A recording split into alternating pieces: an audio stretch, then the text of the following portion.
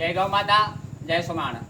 મારો પરિચય આપું. ચૌહાણ નરસિંહ ભૂપતસિંહ, મુકામ આથમણા, પોસ્ટ જણાદરા, તાલુકો કાલોલ.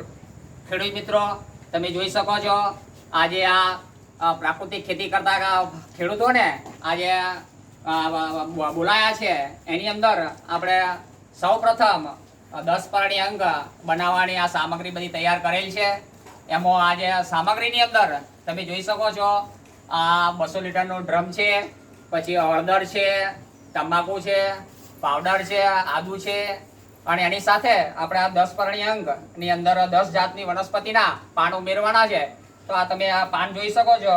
લીમડો છે, ધતુરો છે, આંબો છે, કણજ છે, પછી એરંડા છે, પછી સીતાફળ છે, પપૈયા છે, આવી રીતે આકડિયા છે. આવી રીતે 10 જાતના આપણે વનસ્પતિના પાન લીધેલા છે.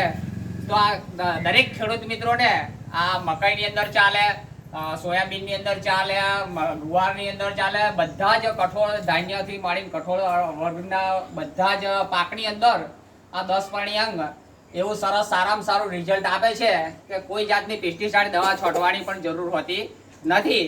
તો આ ખેડૂત મિત્રો આજુબાજુના ગામના પણ આવ્યા છે, આથમણા ગામના આવ્યા છે, ભૂખી ગામના આવ્યા છે. બધા જ ખેડૂત મિત્રો પ્રાકૃતિક ખેતી કરે છે. તો એમના માટે આજે આ ડેમો પણ પ્રેક્ટિકલી બતાવીએ છીએ. એ ડેમો પ્રમાણે આપણે આ સૌ પ્રથમ બધી સામગ્રી તૈયાર કરેલ છે. અને આ 10 પરણી અંગ 45 દિવસની અંદર તૈયાર થાય છે. અને એને સાંજ સવાર આપણે લાકડીના ઘડિયાળના કાંટાની દિશાની અંદર 2 ટાઈમ હલાવવાનું છે. આ પદ્ધતિથી દરેક ખેડૂત મિત્રોને આપણે પણ જાગૃત કરવાના છે અને જાતે પણ બનાવતા થાય એ જ આજના દિને પ્રાર્થના. જય ગૌ માતા, જય સોમનાથ.